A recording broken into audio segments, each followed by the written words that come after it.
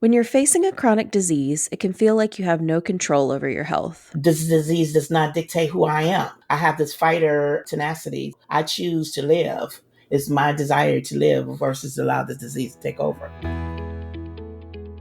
That's Della Major, a transplant recipient and facilitator for a chronic disease self management program called Take Charge. She's joined today by her co facilitator and fellow transplant recipient, Quin Taylor, to talk about taking charge of your health in the face of chronic disease. I'm Sarah Jane Castro, Director of Marketing and Communications for the National Kidney Foundation of Illinois, and your host for this edition of The Journey Continues. Hi, Della and Quin. Thank you so much for joining us.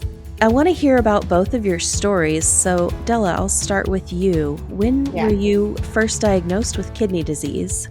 Well, I actually was first diagnosed with having chronic kidney issues in 2007 because that's when I found out I had systemic lupus. But Mm. full end stage renal disease, it was not until 2010.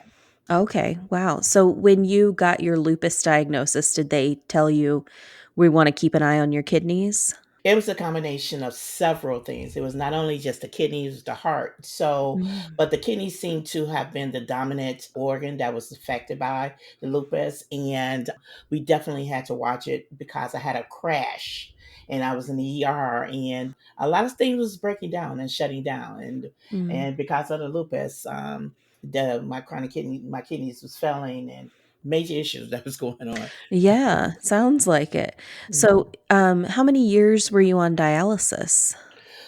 Close to 10 years I was on dialysis Oh, before wow. I qualified. And I said the word qualified for a kidney transplant because, a lot of issues were still happening due to the lupus. And so it took that long just to finally get to the measures that was required for me to be classified or even looked at as a kidney recipient.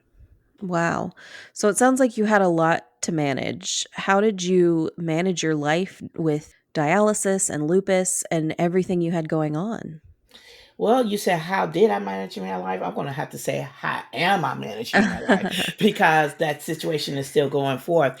It was challenging, very challenging. I had to take it one day at a time.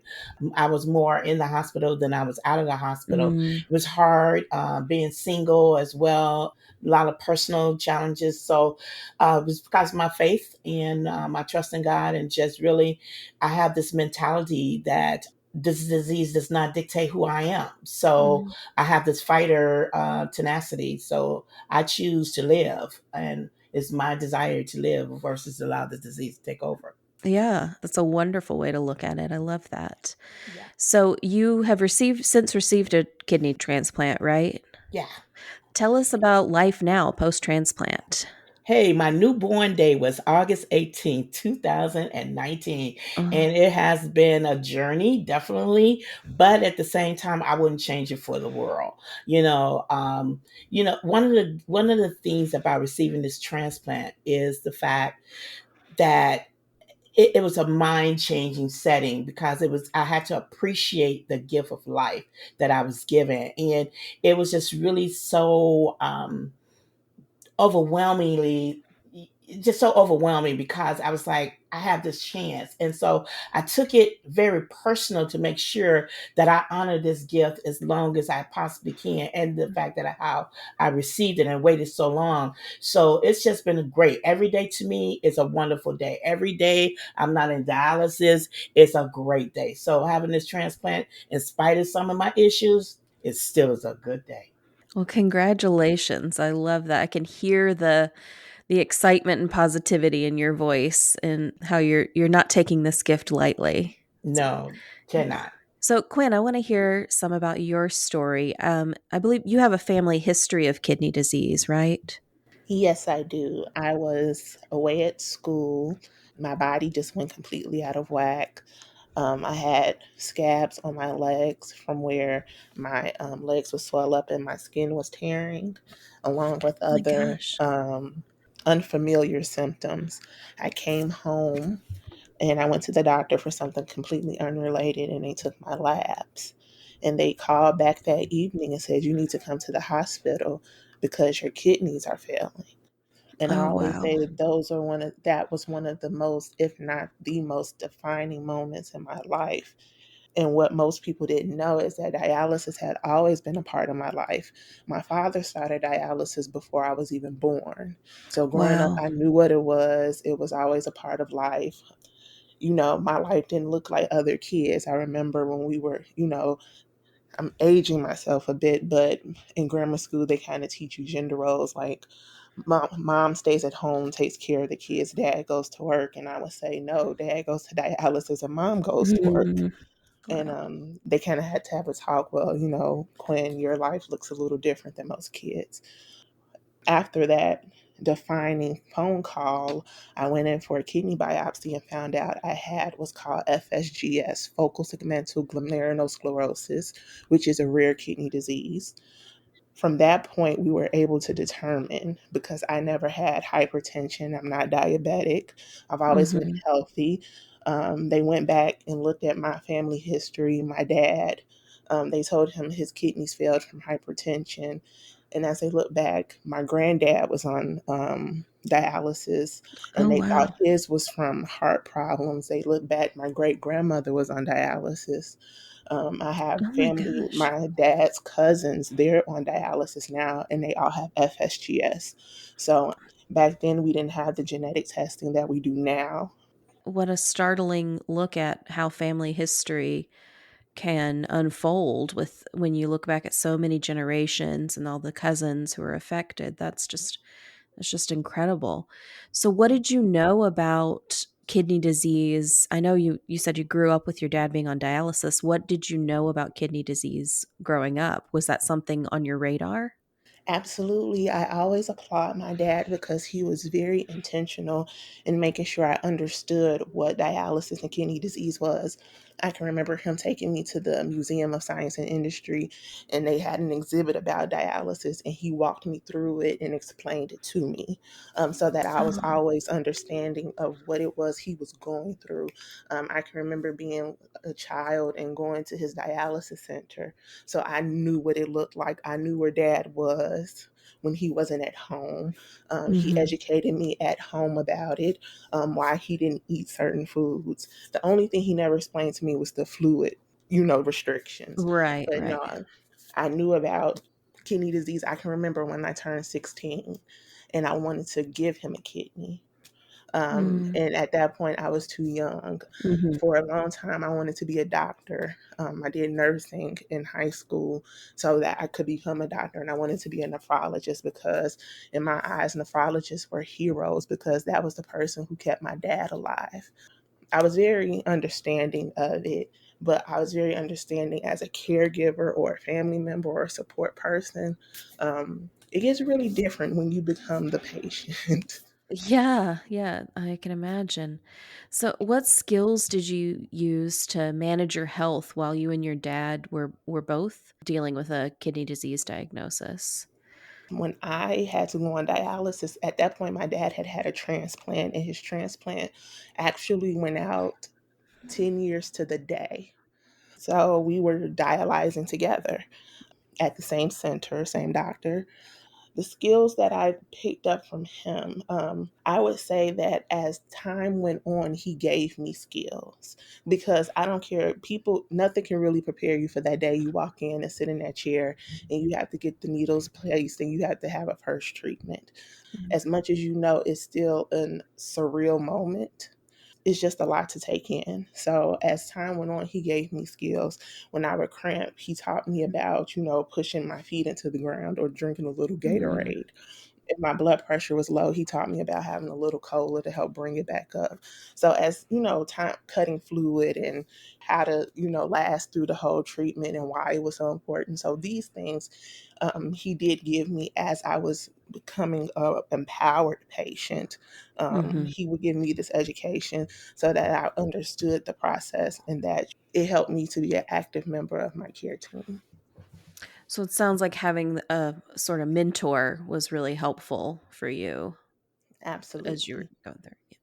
So what's life like for you now post transplant? So for me, As Della said, my reborn day or my kidneyversary was November 5th, 2015. I was asleep. 3 o'clock in the morning, they called and said, "We have a kidney for you." I went in that time, 5 in the morning. I got out of surgery at midnight. And I just remember the first time I opened my eyes, it was like colors looked brighter. The world looked so much brighter. It was like I was coming out of a fog, or I was just waking up for the first time in a long time. The way I honor this gift, 6 weeks to the day after I was transplanted, my dad passed away unexpectedly.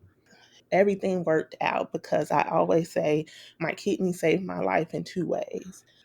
It saved my life, it gave me a second chance at life. But when I was in the worst pain that I could ever be in, my kidney is what helped me to keep moving, because I knew my dad held on to make sure I had that kidney.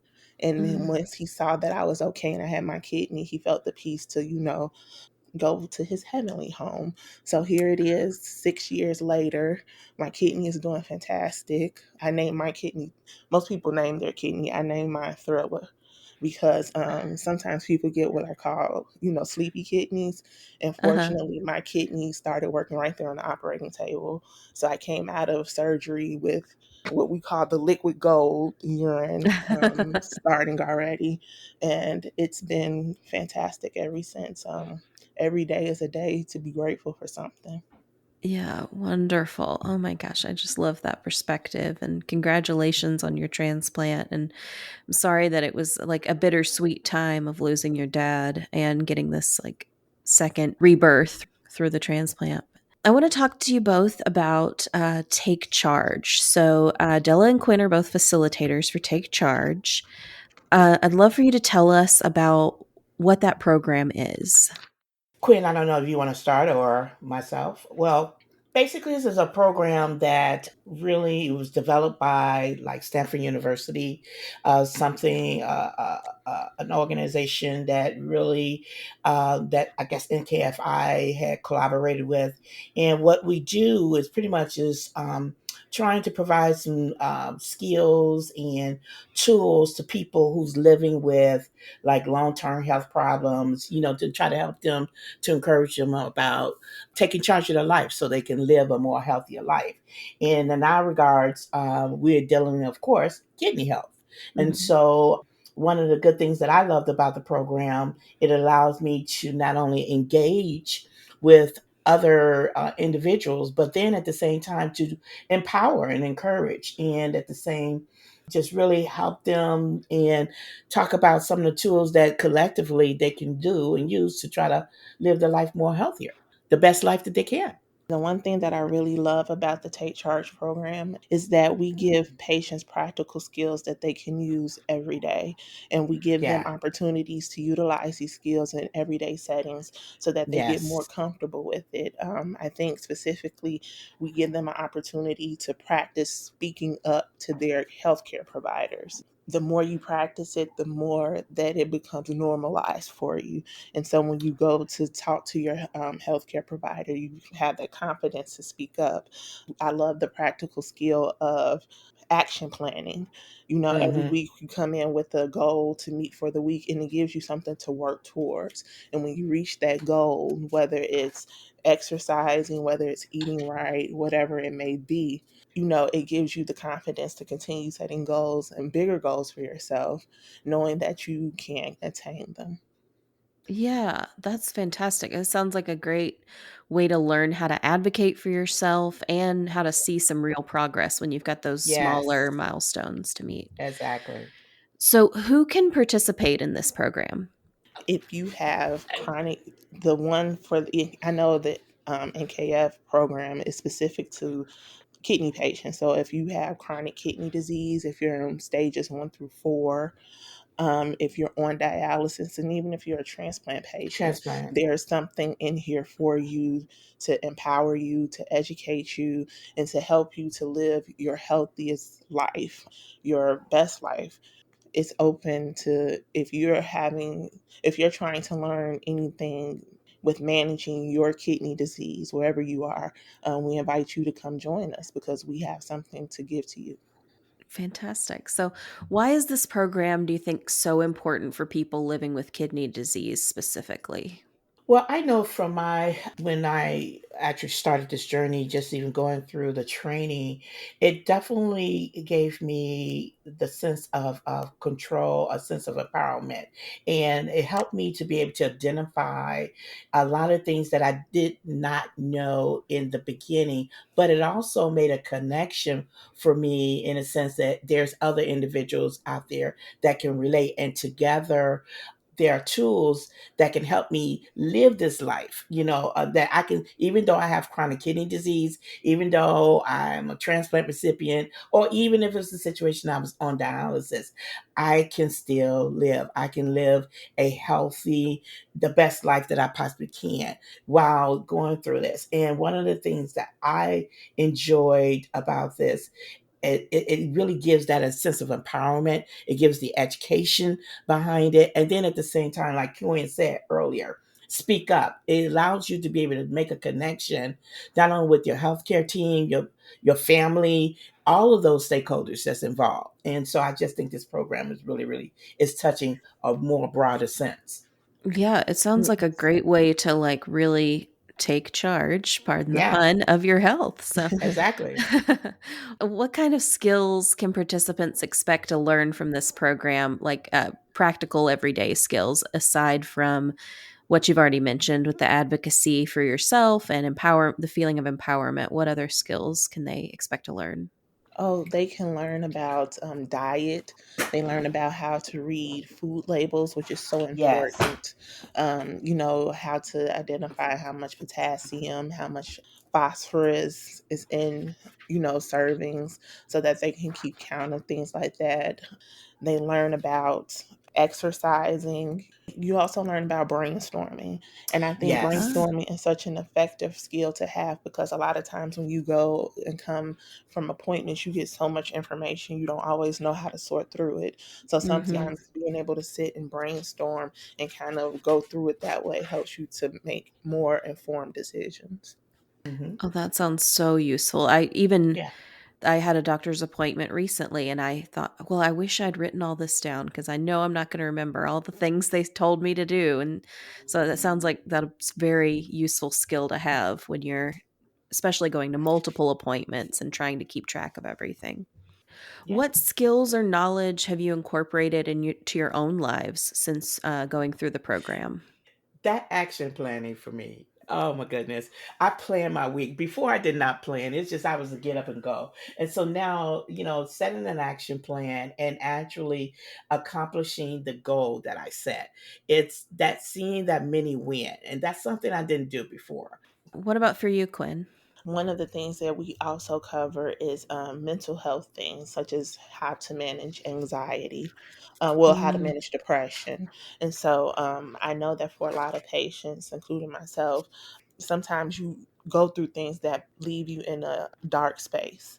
And so yeah. there are tools there that help you to kind of be mindful of how you feel, track how you feel, and take time to kind of self care and love on yourself and to give yourself some grace and find a way, try to find a way out of the darkness. And so for me, that's very helpful just because when you're managing a lot of different things, you have kidney disease with other comorbidities or other things happen on there, and it could be a lot to deal with. Yeah, that's so important to take care of your mental health as well as your physical health. Yeah. So what does taking charge of your health mean to you? For me, taking charge of my health is being intentional about my body, my health, my wealth, my mental health, my physical health, holistic health, and making sure that I'm living the best life that I can in each moment. Everything that you said is exactly what I could have said and more. The key thing that I'm just going to put a caveat with that for myself is really understanding who I am, knowing Mhm. my purpose, knowing me, understanding me better, learning about myself, really, truly, honestly, learning how to take care of me. And that's something because oftentimes, especially in an area of advocacy, we are obtaining information, we're sharing information, we're about empowering others, and we're trying to make that connection. But sometimes we get lost in the process. I know for myself. And so I'm learning even more now that it is okay that I can't be a superhero. I have to learn to take care of me first before I'm trying to help someone else take care of themselves. Yeah, it's that old put your own oxygen mask on first before Yes, helping somebody else philosophy. Yeah. exactly.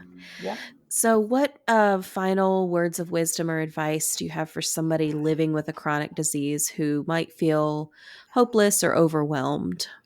I would say just take one day at a time. It's okay. Take one day at a time. I have a motto that my will to live is stronger than the disease. And that motto is what drives me. It is okay. Know you, take care of you. Just knowing that just because you have a chronic illness, that chronic illness does not dictate your outcome. You dictate your outcome. And for me, having a chronic illness is, as Della said, taking it one day at a time, but also learning that you write your own narrative about the life you want to live. You have so many people who try to tell you what chronic illness looks like or what you should be able to do, what you shouldn't be able to do. And no one lives the life that you live. When it gets hard, that's okay. Have grace with yourself and know that you're trying. But ultimately, you get to write the narrative about the life you want to live. And if you write the narrative that you want to live a great life, you can do that.